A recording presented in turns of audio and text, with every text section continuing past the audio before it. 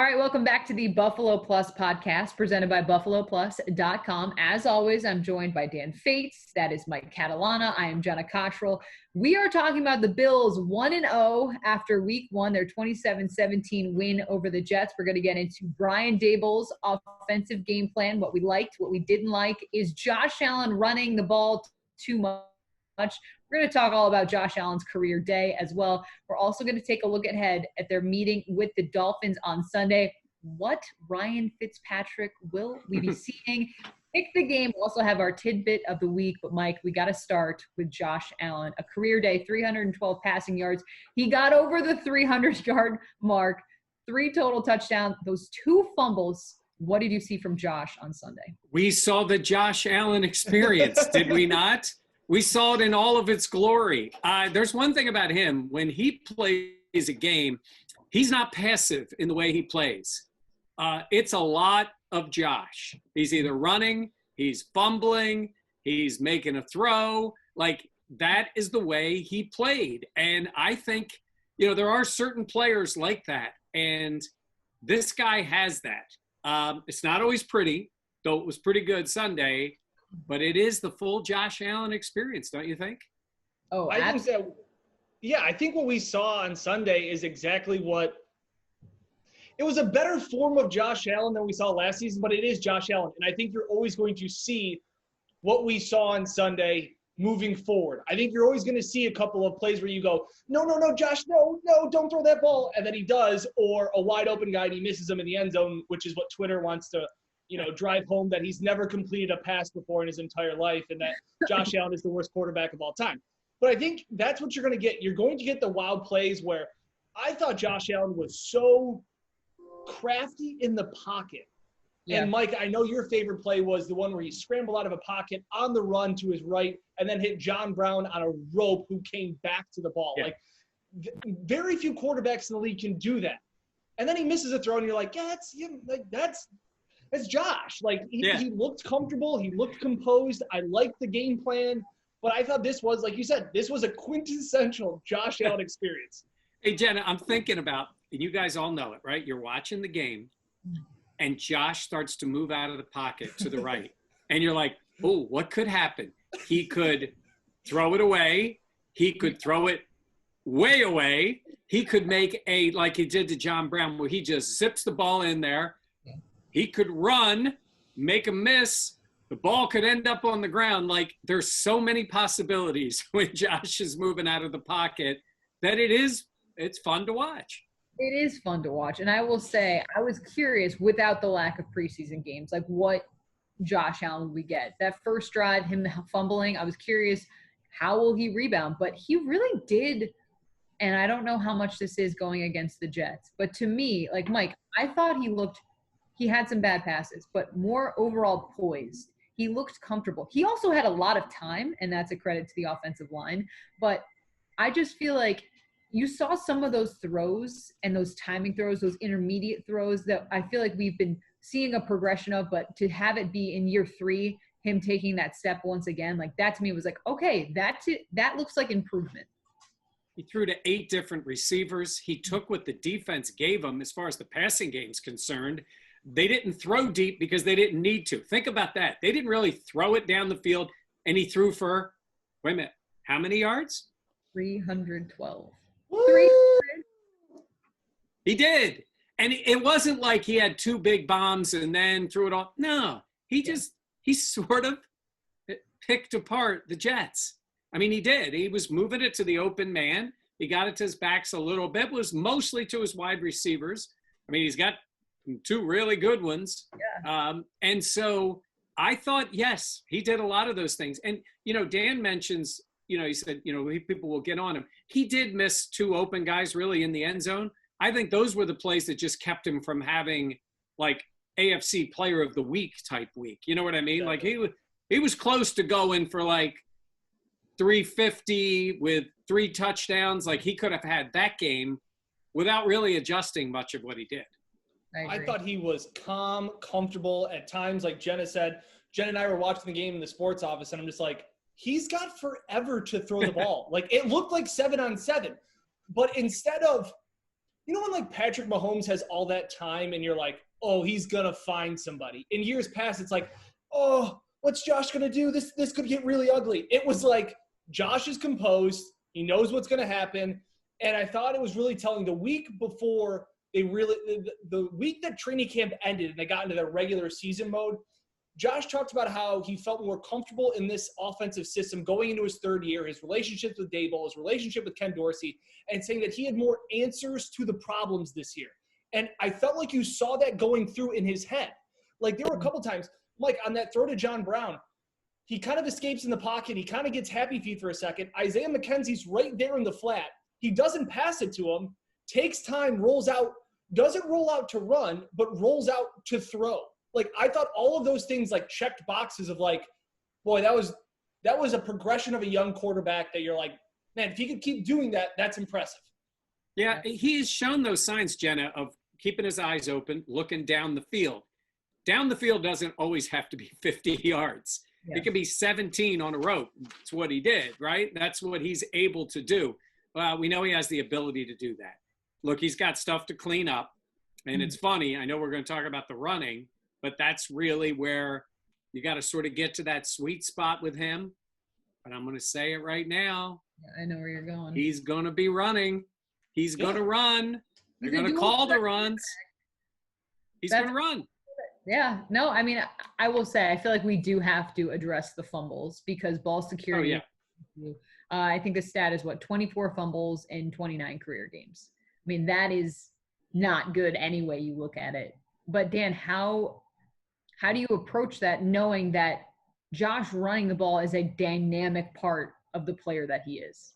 Yeah, we have an article up. Mike and I talked about it yesterday. You know, it's kind of that the good and the bad of Josh Allen running the football. You know, we talked about the bad, 24 fumbles.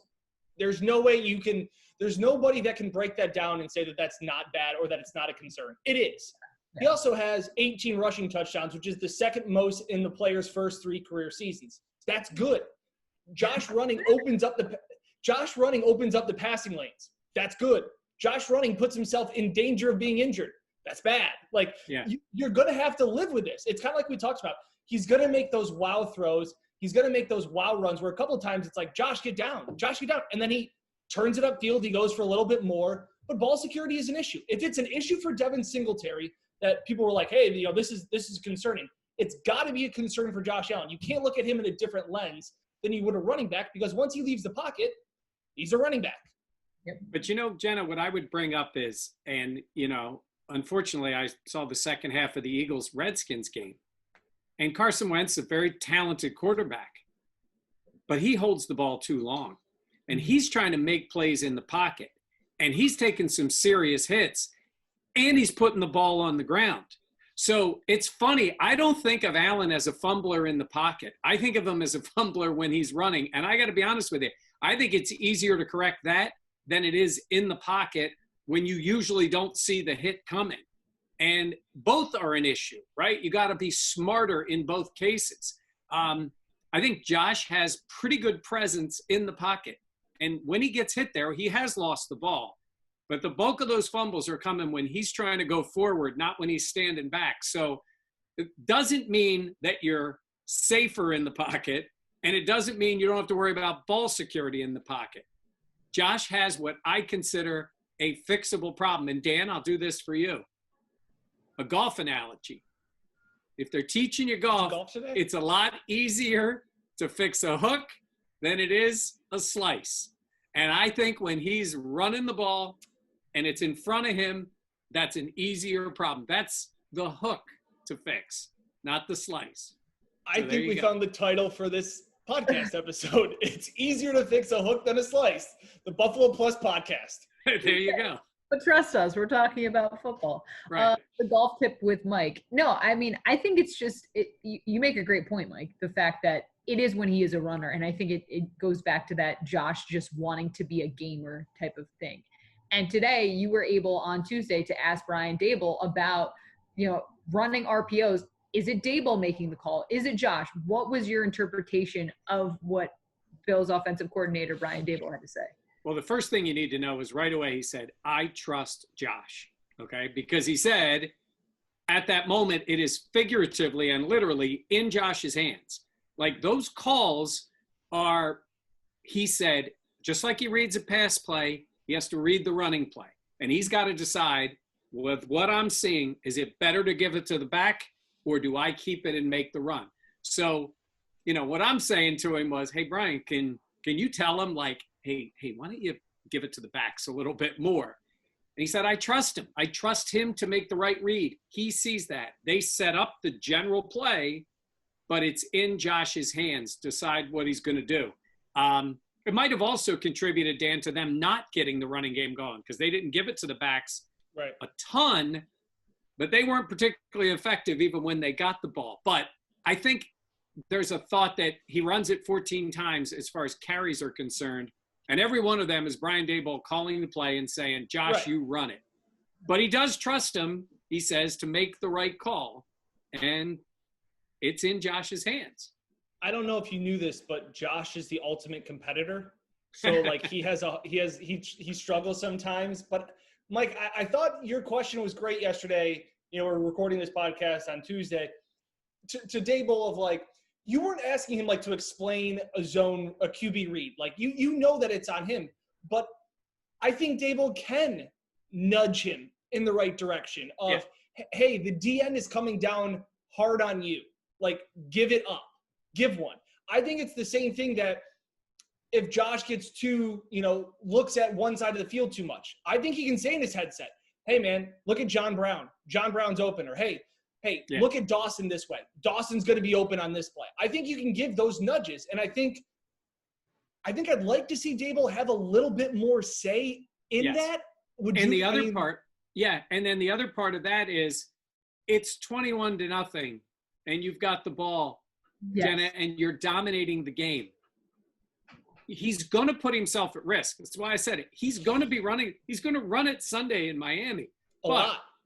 In this case, like it's 21-0. You got to get the backs going. You're moving the ball. I'm not saying you stop, but do you really need to be taken off again there? Of course, then he ended up fumbling anyhow, and it sort of led to the Jets semi getting back into the game, but they could have almost put it away there. So those are issues he has to deal with, but we started out by talking about the Josh Allen experience, Jenna. That's part of it, but he's got to fix that. I feel like it's a little bit of the forest through the trees. Like Josh maybe wants to keep going, wants to keep his foot on the gas, but it's like maybe you should spread the ball out, not be running, not be putting yourself in that type of position. But I liked the game plan from Brian Daboll. And I mean that is because Josh had a career high in passing attempts.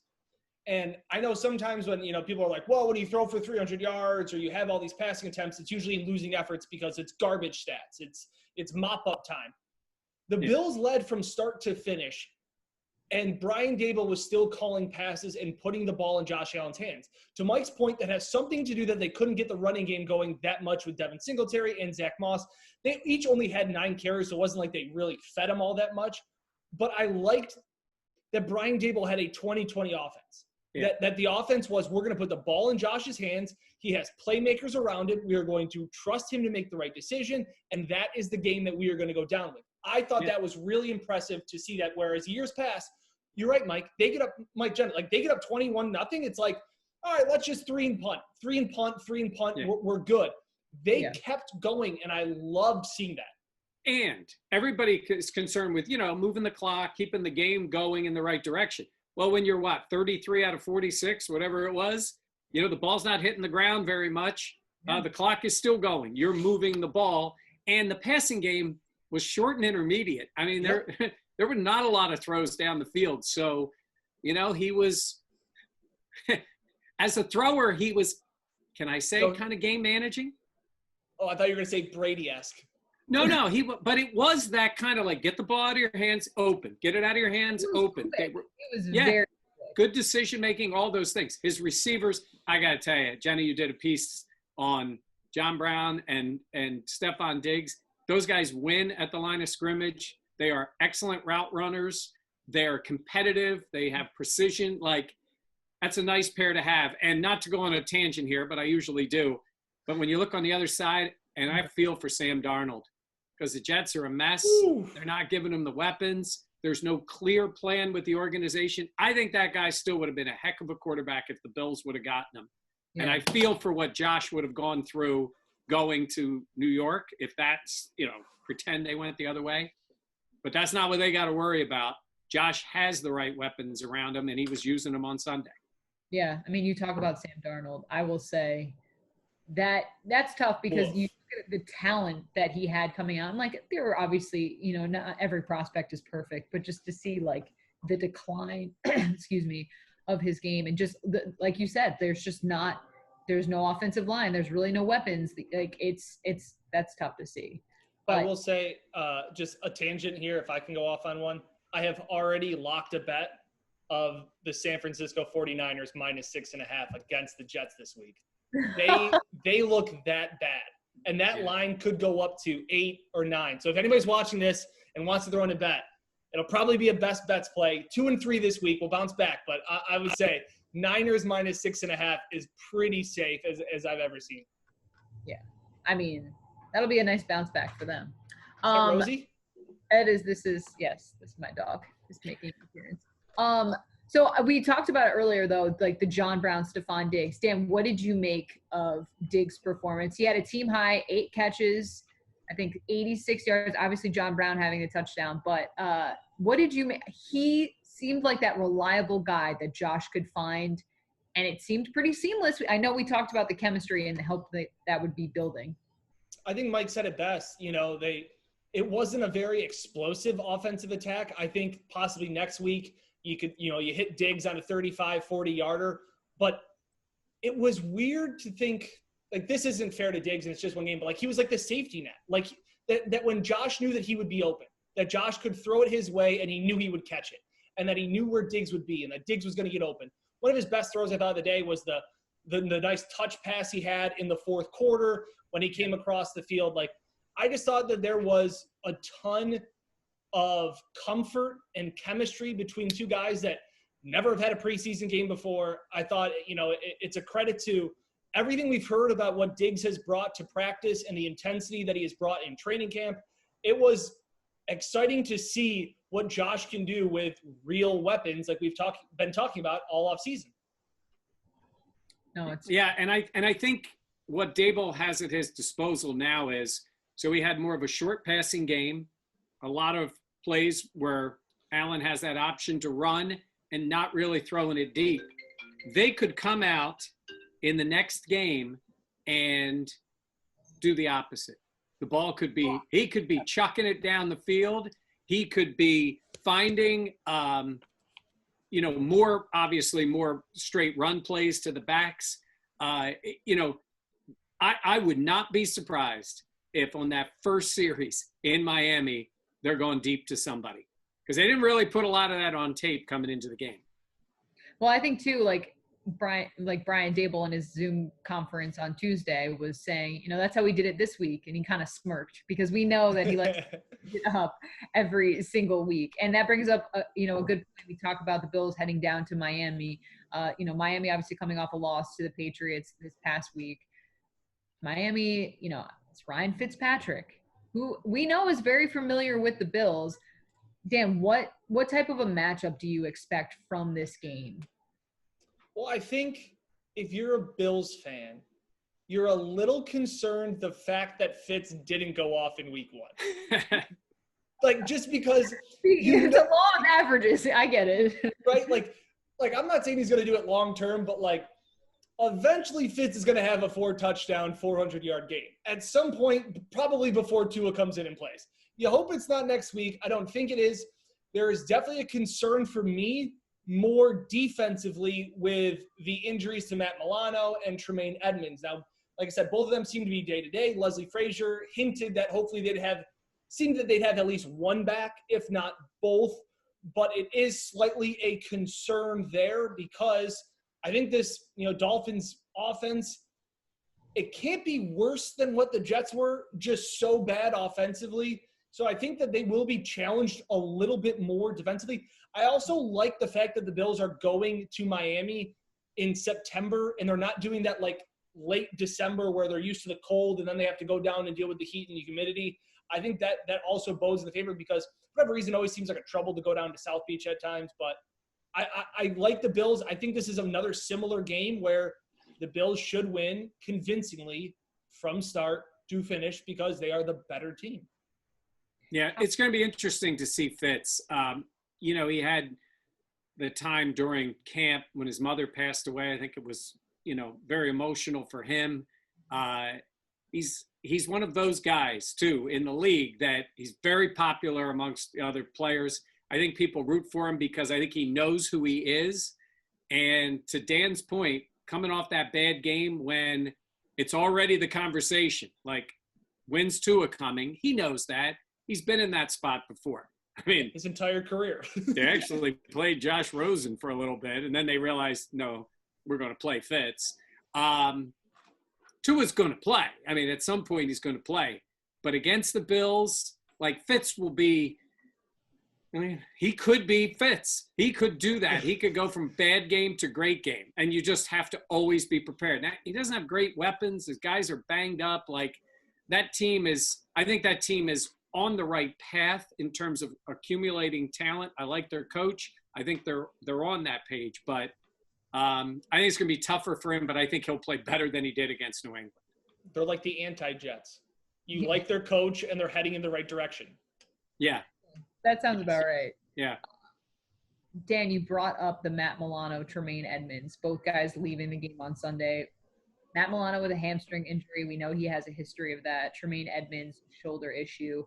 Now, Sean McDermott did say that they were day-to-day, but I guess as a cautious person, when I think day-to-day, I don't think that does mean that they'll be available for this upcoming week. Dan, like, how much of an impact could that be? Day-to-day seems like a polite way early in the season to be like, they're not playing the next few weeks without saying it. We even saw just recently Michael Thomas for the Saints at a sprain. They're like, well, he doesn't expect to miss any time. They just came out and just saw a report that he's going to miss several games. So, like, this could be – and, again, if you're the Bills, you can probably get by without Milano and Tremaine Edmonds. You may need to score some more points because you may give up 20, but, like, you should still be able to beat the Dolphins. And I know that sounds – but, like, are the Bills at that point where they can rest some players to be like, No. hey, no? Okay. All right. I thought I'd throw it out there. Well, no, but I'm saying is, are they better than the Dolphins? Yes. But if you're talking about neither one of those guys playing, that's a problem. You got to scheme around some of that stuff, right? I mean, there are times when you only have one linebacker on the field, and depending on what they're going to attempt to do. Is that Lorenzo? Is that Lorenzo Alexander? He's calling. It's a shame because Lorenzo's barely mentioned that he's ready to come back. It's funny. Jen and I saw him at the Super Bowl in Miami, and I think he was in full retirement mode. Like, he was like, made this call, I'm doing this. And I think it was great. No, he was still referring to the team as we. Yeah, but that was different to me. I think he still felt connected to last year's team. The season had just ended. But I think he was saying, we're moving to Arizona. I've done this, whatever. And look, everybody loves being around the family, but there's a certain point when he's going, oh, man, it would be fun to come back. It would be fun. Months of quarantining together. I think maybe watch that was IG story. He's constantly working out. That's all he's doing. Yeah. So I think, and, at this point, he's in shape. He knows it. Look, it's probably not going to be needed, but at some point, if it was, he's on that flight to Buffalo. There is no doubt in my mind. I mean, that would be Jenna wishes some other middle linebacker was on the flight. Yeah, I don't think Luke Kuechly's coming out of retirement, unfortunately. I just threw it out there as a tickler file on Twitter, and a bunch of people were like, do you really think so? Do you really think Luke Kuechly? Do you think Bean could talk him out of retirement?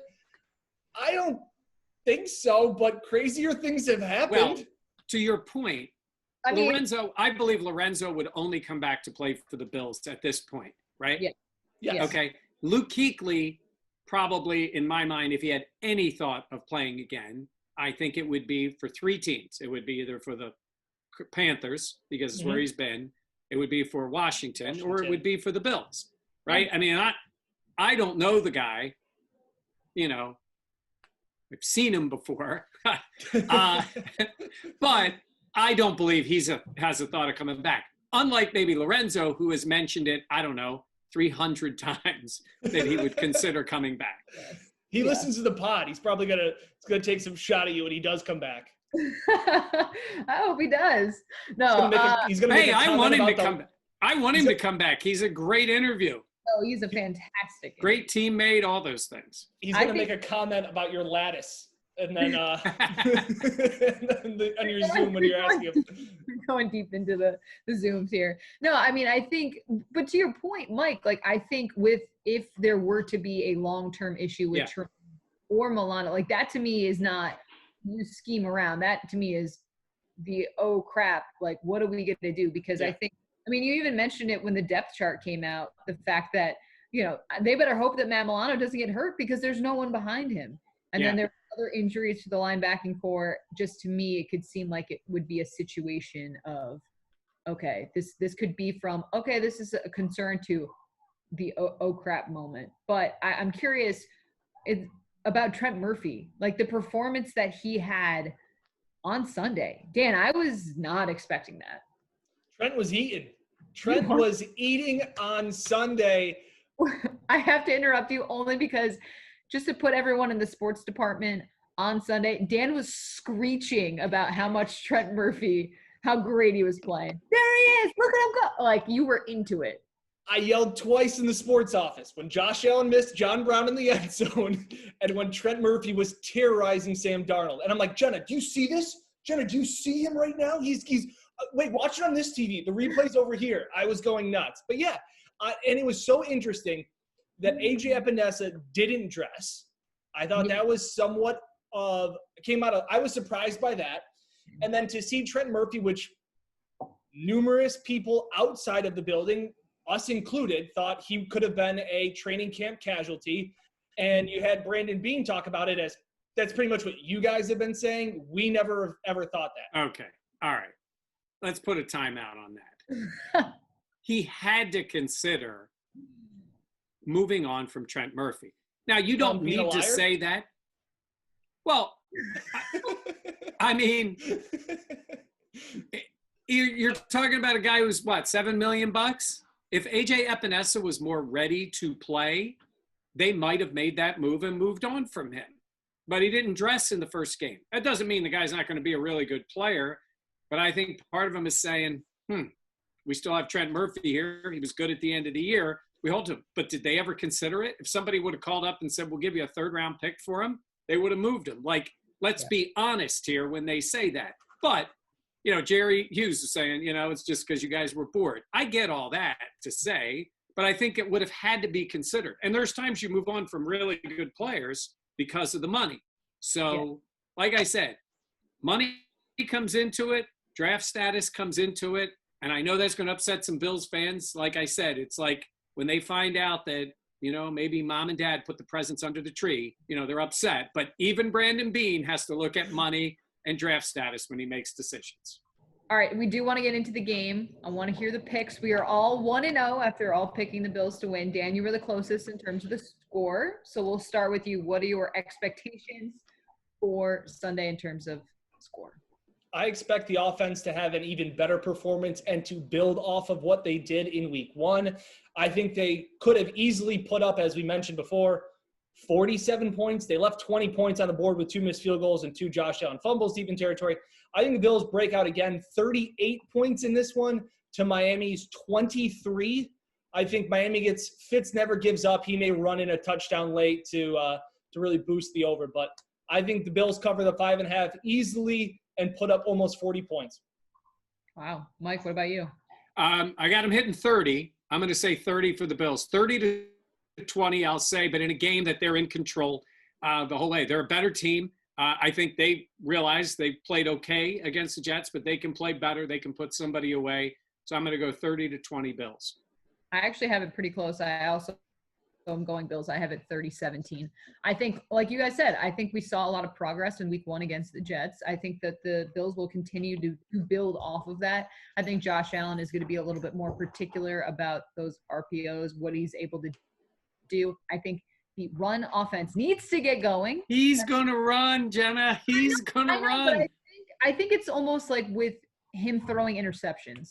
Like he was a gamer. He tried to force the ball, and then he really kind of tried to slowly pull that back. I think it's going to be the same type of situation.